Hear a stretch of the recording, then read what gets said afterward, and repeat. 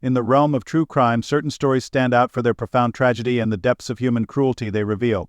The case of Junko Furuta is one such story, a narrative so harrowing that it lingers in the collective memory, urging reflection and a search for understanding. Junko Furuta was a 17-year-old high school student from Misato, Saitama Prefecture, Japan. She was known for her good grades, cheerful disposition, and aspirations for the future.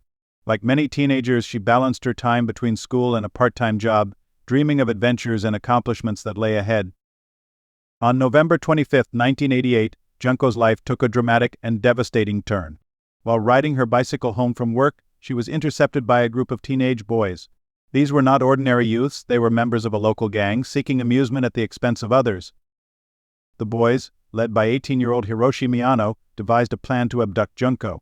They forced her into a secluded area, where they subjected her to unimaginable horrors. Over a period of 44 days, Junko was held captive in a house in Adachi, Tokyo. She endured relentless physical and psychological torture, her pleas for mercy falling on deaf ears. What makes this case even more disturbing is the fact that the perpetrators were minors, and yet they committed acts of such brutality that it shocked the entire nation. The crime attracted widespread media coverage, not only because of its severity but also due to the ages of those involved. Junko's ordeal finally ended on January 4, 1989, when she succumbed to her injuries. Her captors, in a futile attempt to conceal their crime, encased her body in concrete and disposed of it in a drum. The discovery of Junko Furuta's body and the subsequent arrest of her assailant sent ripples through Japanese society. It prompted discussions about juvenile delinquency, the justice system, and the protection of the vulnerable.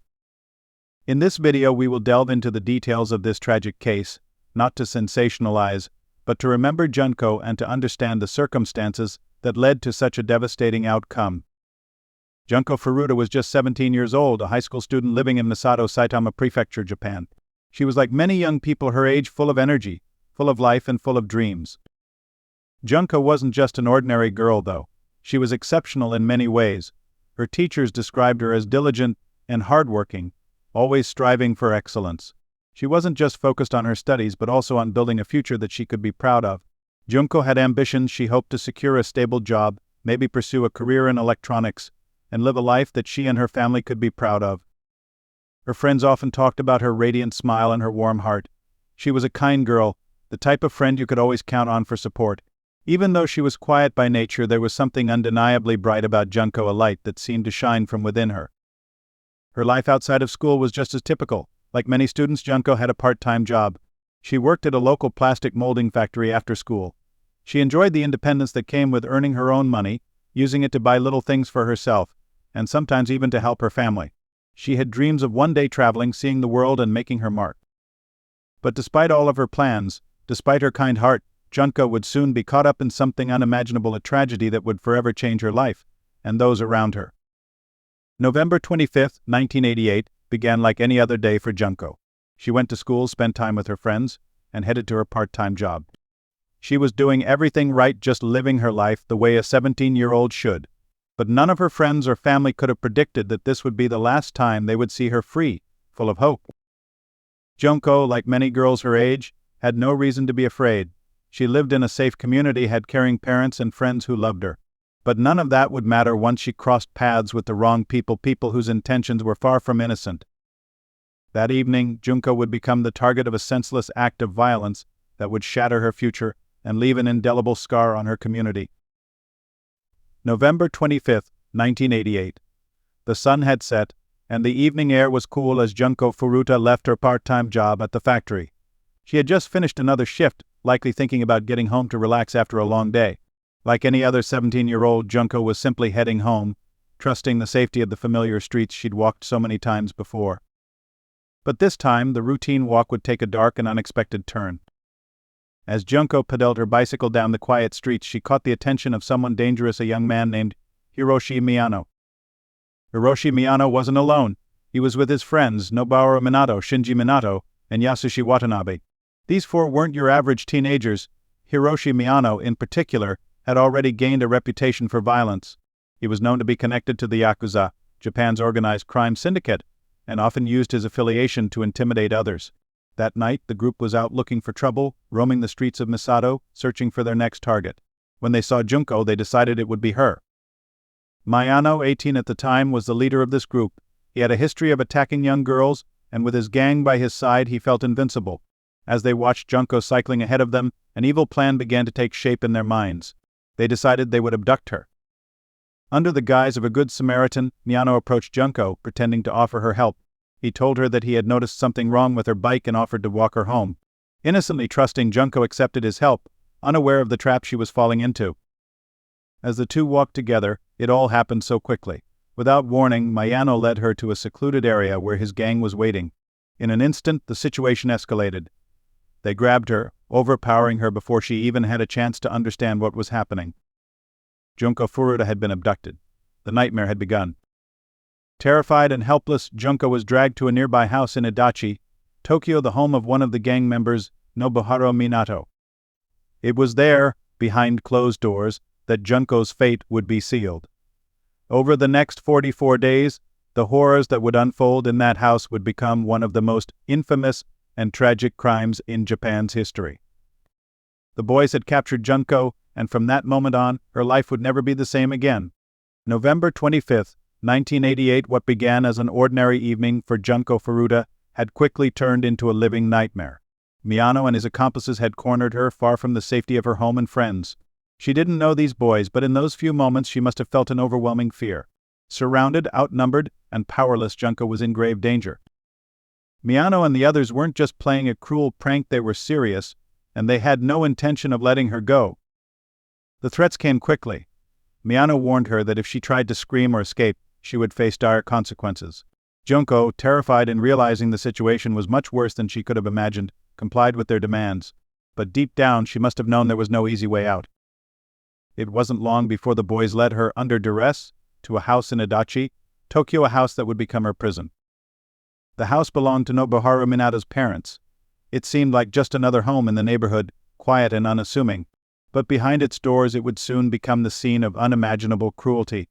The boys had brought her here under the belief that no one would intervene, and tragically they were right. In that house, Junko's cries for help went unanswered.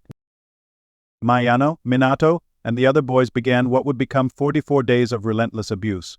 For Junko, the nightmare had only just begun. At first, Junko must have clung to the hope that someone would come looking for her, that maybe, somehow she could escape. But that hope would soon fade. Her captors took every step to ensure that she remained unseen and unheard, cut off from the outside world. They told her lies, manipulating her fear. They said if she tried to escape, they would kill her family. These threats became chains, binding her to her captors, forcing her to endure the horrors that were to come. Over the next few days, Junko Furuta would experience a level of cruelty that defies comprehension. Her captors, feeling confident in their ability to avoid detection, believed they could do anything. And tragically, they would. As the days stretched on, no one knew the true horror that was happening inside that house. The quiet neighborhood of Adachi had no idea that behind closed doors, Junko Furuta was living through something far worse than anyone could imagine. This was no longer just an abduction. This was the beginning of one of the most harrowing cases of cruelty in Japan's history. From the moment Junko Furuta was brought into that house in Adachi, Tokyo, her life was irrevocably changed. For the next 44 days, she would endure horrors that defy human comprehension. It was a time marked by cruelty, pain, and isolation, a time where Junko was forced to endure unspeakable suffering at the hands of her captors. Inside that house, Junko was trapped in a world without escape. The boys treated her with unimaginable brutality, using fear to keep her silent and helpless. She was isolated from everything she had ever known: her family, her friends, her hopes, her dreams. Each day they stripped away another piece of her spirit, using threats and violence to keep her under their control. Her captors didn't allow her even the smallest comforts. There was no warmth, no kindness, no relief from the torment. She was deprived of everything a person needs to survive, not just physically, but emotionally. Each day must have felt like an eternity, each minute a painful reminder that she was completely alone. Junko's situation was bleak, and as time went on, she must have realized that no one was coming to help. Her captors had warned her not to try and escape, threatening not only her life but the lives of her family if she dared to defy them. This manipulation, this psychological torture, was as devastating as the physical pain they inflicted. But despite all she endured, Junko fought to survive. Her spirit, though battered, never completely broke. She held on to hope, clinging to the chance that one day somehow she might be freed. Outside those walls, life continued as usual. People walked by, neighbors carried on with their routines, completely unaware that just beyond their doors, a young girl was suffering in silence. And each passing day that no one intervened, each night that Junko remained unseen, her nightmare continued. For 44 days, Junko endured what no one should ever have to endure. The horror she faced, the pain and the fear of darkness, that words cannot fully capture. What happened in that house stands as a testament to both the depths of human cruelty and the strength of a young girl who faced it all alone. Junko Furuta's ordeal remains one of the darkest and most tragic stories, a reminder of both the cruelty that humans can inflict and the resilience that some can show even in the most hopeless of circumstances. Once inside that house, Junko's nightmare grew darker with each passing day. The boys began to inflict torture on her in ways that reached far beyond physical pain. It was a cruelty meant to break her spirit, to keep her isolated, afraid, and utterly helpless. Day after day, Junko was forced to endure brutal attacks that left her weak and in unimaginable pain. Her captors didn't just harm her physically, they wore her down psychologically, stripping away her hope, her strength, and any sense of safety. She was trapped in a cycle of endless suffering, with no way out. But despite her agony, Junko showed incredible courage. She did everything she could to endure, to survive. She held on to her strength, even in the most hopeless moments.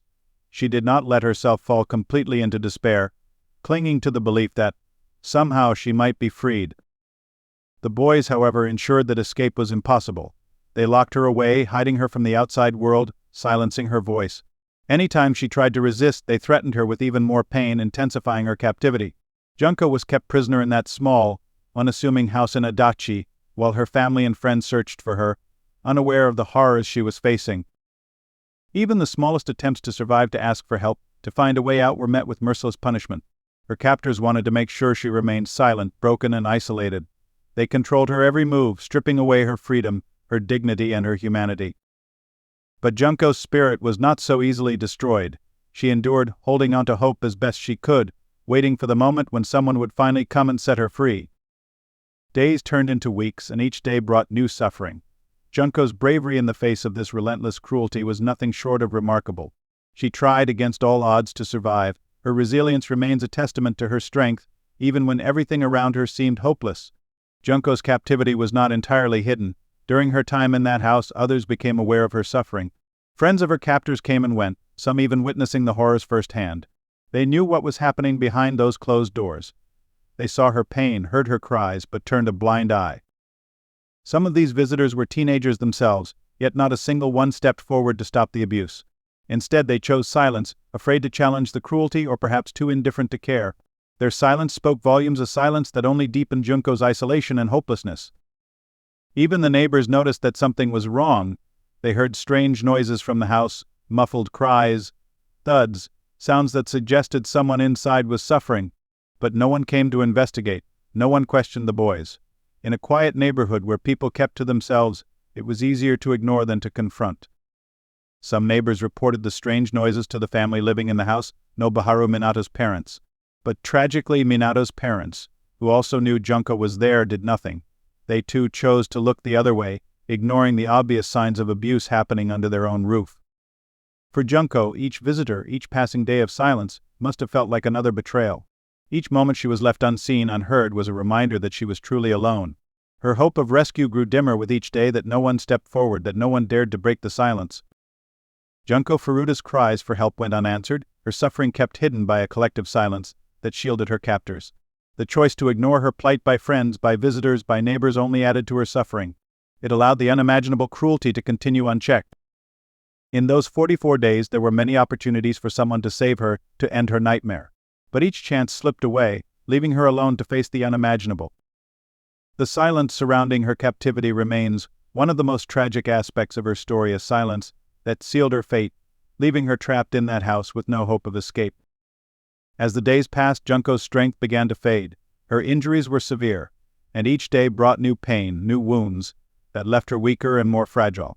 She could barely move or speak, her body exhausted from the endless torment she had endured. By early January of 1989, Junko was a shadow of her former self.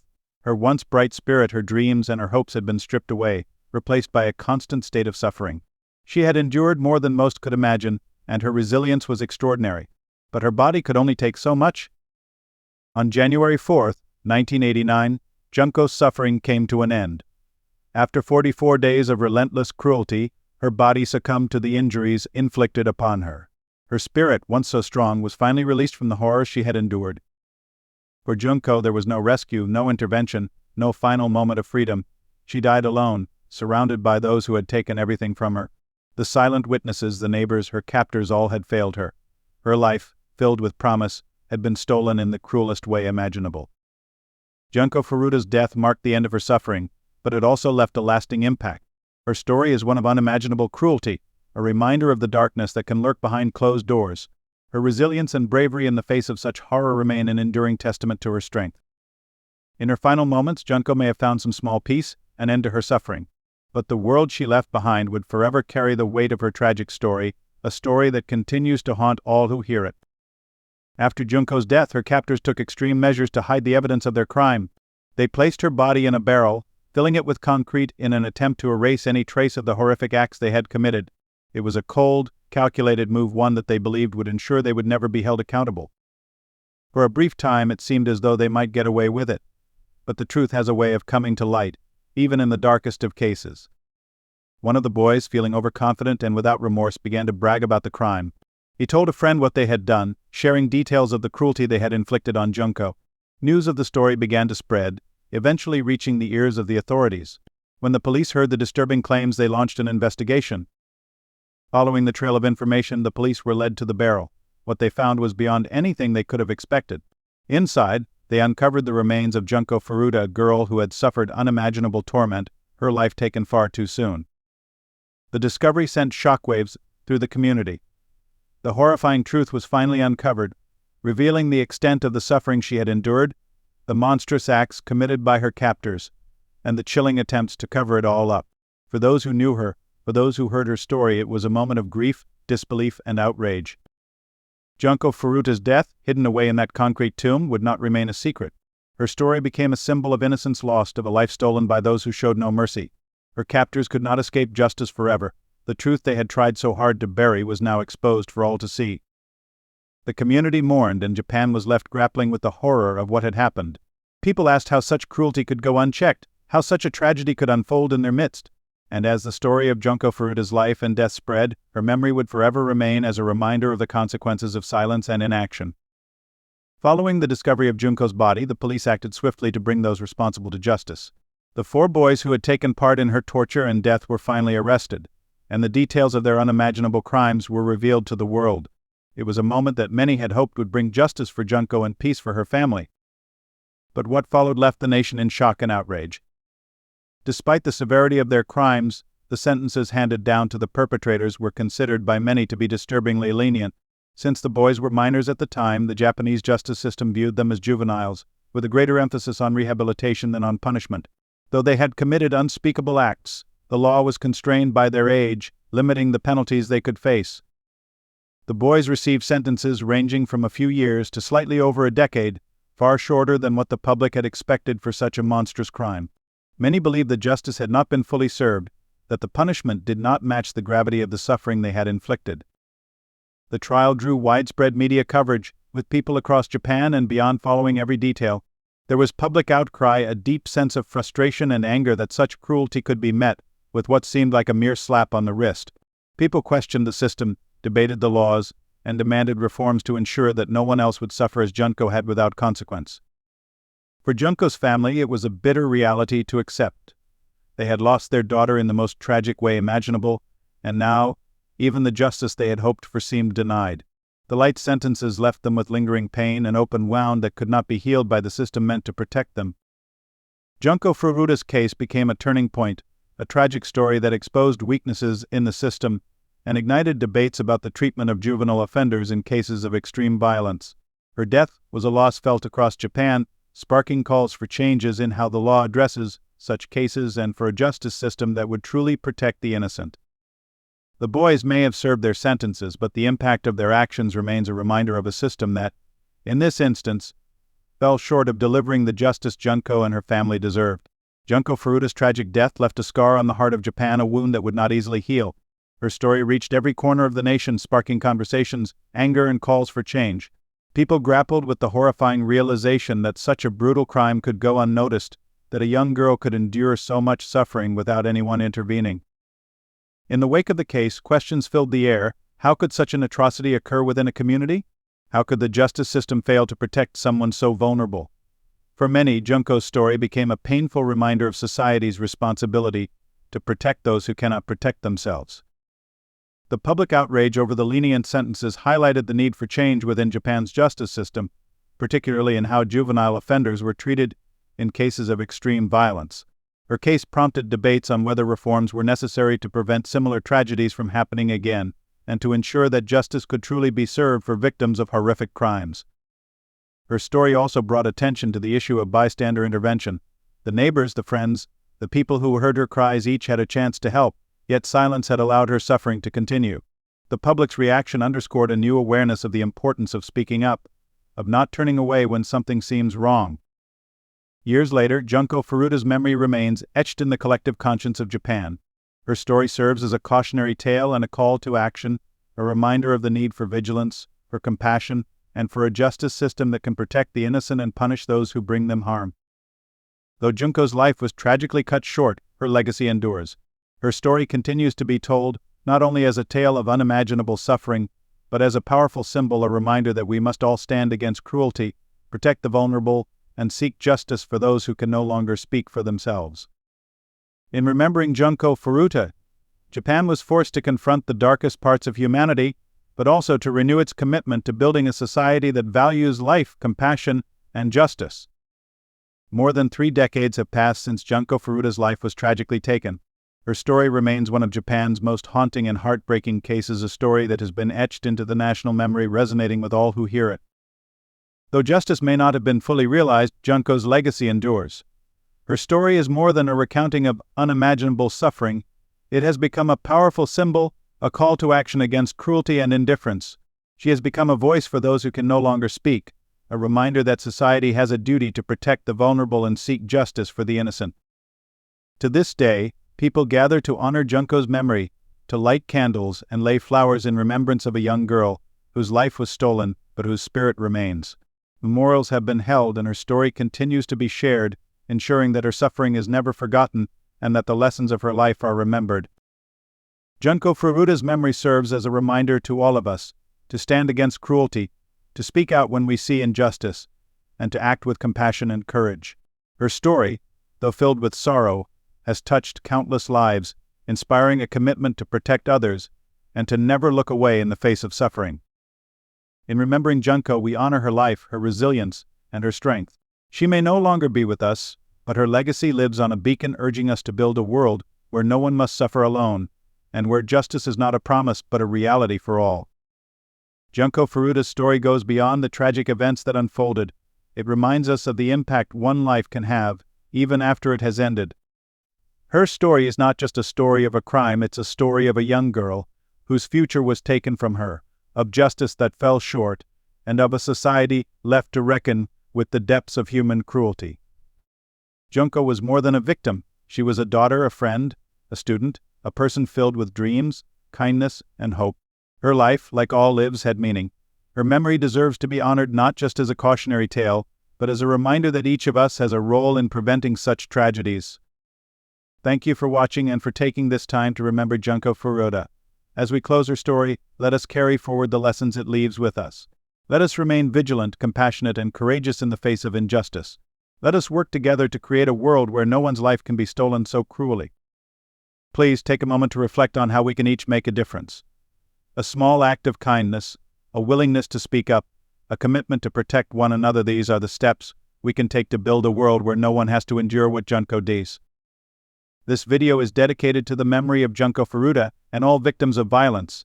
Let their stories remind us of the importance of compassion, empathy, and vigilance. If you or someone you know is in danger, please don't hesitate to reach out to local authorities, trusted individuals, or a support helpline. No one should have to suffer in silence. Help is always available, and there is strength in seeking it. Thank you for watching, and may we all work together to build a world where kindness and safety prevail. If Junko Furuta's story moved you, please consider taking action. Help raise awareness by sharing this video with others, so that stories like hers are never forgotten. By spreading awareness, we can honor her memory and work towards a world where no one has to face such suffering alone. If you found this story powerful, please like, subscribe, and join us as we continue to tell stories that need to be heard. Together we can make a difference one story at a time.